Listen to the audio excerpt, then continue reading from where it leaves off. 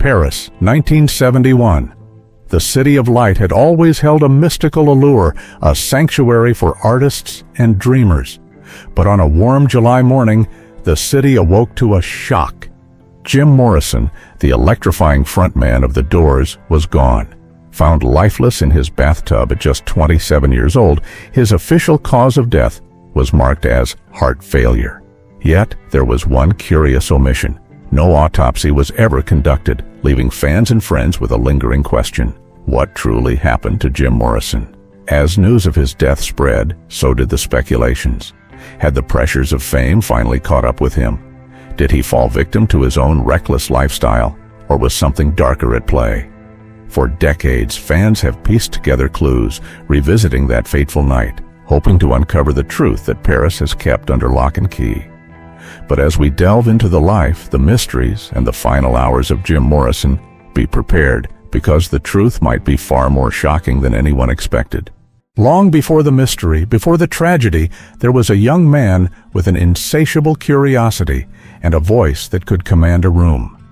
Born in 1943, Jim Morrison wasn't just a musician. He was a poet, a philosopher, and, to some, a prophet of the counterculture movement. When the Doors burst onto the scene in 1965, their music was unlike anything anyone had heard before.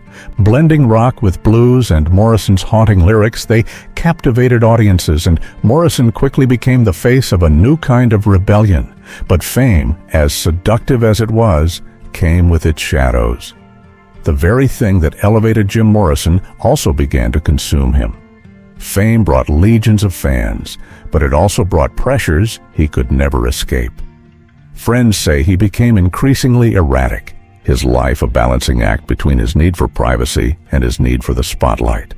With each success, Morrison seemed to pull further away, haunted by the realization that he had become a prisoner of his own image. It was in these moments that Morrison turned to alcohol, sometimes to escape, sometimes to fuel the persona the world expected. His behavior became unpredictable, his outbursts notorious, like the infamous 1969 incident in Miami where he was accused of indecent exposure on stage. What should have been a night of music turned into a legal nightmare, casting a shadow over his career and leaving his bandmates and fans wondering if the fame was too much for him to bear. But the darker his world became, the deeper his music grew. And just as his fame reached its peak, Jim Morrison felt an overwhelming urge to escape. As Jim Morrison's fame grew, so did his taste for risk, a dangerous blend of rebellion and self-destruction. To those who knew him, it seemed that Morrison lived by a code of extremes, embracing a live fast, die young philosophy that pushed him further into the depths of rock's darker side. His alcohol consumption was notorious, but what many didn't realize was just how deeply his substance use ran. Friends would later recall seeing him spiral into heavy drinking and drug experimentation, often pushing his body and mind to their limits. But there was another layer to Morrison's torment. He had a fascination with death, one that would seep into his lyrics and public persona. He even spoke openly of joining what he saw as an elite club of musicians who had died young, an eerie premonition, considering he would eventually join that infamous 27 Club. Some fans have pointed to a poem in one of his journals, discovered shortly before his death. A piece that, to some, read almost like a suicide note, a haunting insight into his state of mind in those final months. For Morrison, the line between life and death, fame and oblivion, seemed thinner with every passing day, and, as his inner circle watched his downward spiral, a sense of inevitability loomed. Was he preparing for a tragic end, or was he simply unable to pull himself back from the edge? In early 1971, Jim Morrison made a sudden decision. He was leaving the world of rock behind and moving to Paris. Some say he was in search of peace, a break from the fame that had engulfed him. Others believe he wanted to reinvent himself, perhaps as the poet he had always longed to be. Either way, Paris became his escape, a city where he could shed the Lizard King persona and, if only briefly, just be Jim. Arriving in Paris with his longtime girlfriend Pamela Corson, Morrison seemed different. Friends described him as calmer, more introspective, as if the city's quieter rhythm was a balm to his troubled soul. He frequented the city's cafes and mingled with the local art scene, appearing, at least on the surface, like a man at peace. But even as he tried to distance himself from his past, there were signs that the demons of his former life had followed him. In his final weeks, those close to Morrison noticed a familiar darkness in his eyes. Some speculated that he was still struggling with substance abuse. Others saw a profound sadness he couldn't seem to shake. Pamela, who was by his side in those final days, would later confide to friends that Jim seemed to be grappling with something deep within, a battle he could neither escape nor fully explain. Paris was meant to be a new beginning, a place where he could find himself again, but instead it would become the stage for one of rock history's most haunting mysteries. July 2, 1971 began like any other day for Jim Morrison in Paris, but by the end of that night, everything would change. Accounts of what happened vary, but one detail remains clear. Morrison returned to his apartment and was found dead in the bathtub the following morning. The cause? Officially, heart failure. But the rumors surrounding his death began almost immediately. One theory holds that Morrison spent his last hours at a nightclub called the Rock and Roll Circus, where he allegedly overdosed in a back room. According to some, his body was later moved to his apartment to avoid scandal. In these versions of events, he didn't die peacefully at home, but rather in the chaotic grip of Paris's underground scene. Friends and fans alike have questioned why there was no autopsy, an unusual omission that has fueled the idea of a possible cover-up. Others have pointed fingers at Morrison's girlfriend, Pamela Corson, who was with him that night and might have known more than she let on. Some suggest she tried to protect his legacy by hiding the details of his death, while others claim she was deeply shocked and truly lost in grief. Whatever the case, Pamela's own death from an overdose just 3 years later only deepened the mystery. It seemed as though no one was telling the whole story, and as whispers grew louder, fans were left wondering, did Jim Morrison truly pass away that night, or was something far more sinister involved? As the days passed after Jim Morrison's death, speculation only grew, with many fans and friends whispering of a potential cover-up. The official report cited heart failure as the cause, and French authorities, seeing no evidence of foul play, decided against conducting an autopsy. This decision would go on to fuel decades of rumors and conspiracy theories.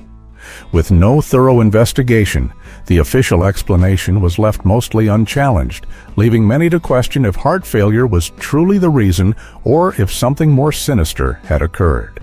Decades later, in 2007, nightclub manager Sam Burnett reignited these suspicions with a startling account. Burnett, who managed the Rock and Roll Circus nightclub in Paris, claimed that Morrison hadn't died from heart failure, but rather from a heroin overdose.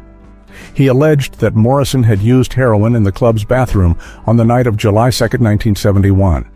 According to Burnett, Morrison, who was known to dislike needles, had likely snorted the drug, leading to a fatal overdose. He recalled finding Morrison slumped in a bathroom stall, showing classic signs of an overdose, including foam around his mouth and traces of blood. What followed, according to Burnett, only deepened the mystery. Instead of calling emergency services, Morrison's body was supposedly taken from the club to his apartment in a waiting car.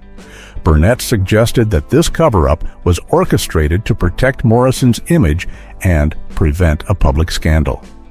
Morrison's girlfriend, Pamela Corson, is said to have invented the story that Morrison had passed away in his bathtub, thereby concealing the true nature of his death. Burnett's claims were later supported by others who reportedly witnessed events that night. Marianne Faithfull, an actress and singer, mentioned seeing Morrison in a visibly distressed state, and writer-photographer Patrick Chauvel claimed to have helped move Morrison's body to the car, adding weight to Burnett's version of events. This theory, however, presents some complications. Morrison was famously afraid of needles, which casts doubt on the likelihood of him using heroin. Burnett's story, however, suggested that Morrison had snorted the drug, which aligns better with his known habits. Yet without any physical evidence or an autopsy, the details surrounding the type and method of drug use remain uncertain. Moving his body from the club back to his apartment without raising suspicion would have been challenging, especially given Morrison's fame, and would likely have required coordinated efforts by several individuals, potentially including Corson and even local authorities. Today, fans still wonder, was Jim Morrison's death simply the tragic end of a musician lost in his own struggles, or was it shrouded in a deliberate veil of secrecy, hiding the true circumstances from the world? Though Jim Morrison left this world far too soon, his influence has only grown in the years since his passing. His words, his voice, and the very mystery of his life and death have left an indelible mark on rock history. Fans still flock to his grave in Paris, a pilgrimage site at Père Lachaise Cemetery, leaving flowers, notes, and even graffiti, tributes to a legend they feel was never fully understood. The questions surrounding his final days have become as much a part of his legacy as his music. From conspiracy theories to cover-up claims, each new generation uncovers the mystery with fresh eyes, piecing together fragments in search of answers. Was Jim just another rock star doomed to the pitfalls of fame, or was there something about him, something we may never fully grasp, that led him down such a dark path? The 27 Club, a term for musicians who died at 27, became a haunting tribute to Morrison and others who left us at that age. Kurt Cobain, Janis Joplin, and Jimi Hendrix followed a similar tragic arc, all part of a club that, for some, symbolizes the double-edged sword of fame and the price it can exact. For Jim Morrison, this legacy is intertwined with his art, his poetry, and the questions he left unanswered. So as fans revisit his life, his music, and the haunting mystery of his death, one thing is clear. Jim Morrison's spirit remains alive, hidden somewhere between the lines of his lyrics and the shadows of his story. Jim Morrison was more than just a musician. He was a voice for a generation, a poet who expressed the angst, rebellion, and existential questions of his time. His untimely death left a void not just in rock music, but in the hearts of fans who felt his lyrics spoke to something deeper. And yet perhaps it's the mystery itself that keeps his legacy alive. The unanswered questions, the whispers of conspiracy, and the allure of a life lived on the edge have all woven together to create a story that endures. As we look back, we're left wondering, did Jim see his end coming? Did he somehow know that he would join the ranks of those who live forever in the lore of rock and roll? Or was he simply a man caught in the storm of his own demons, lost to the very fame he once sought to escape?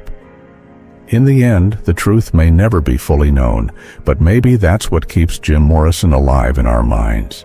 A legend, a mystery, a soul forever shrouded in shadows. And as long as his music plays, his story continues to echo, reminding us that some questions are destined to remain unanswered.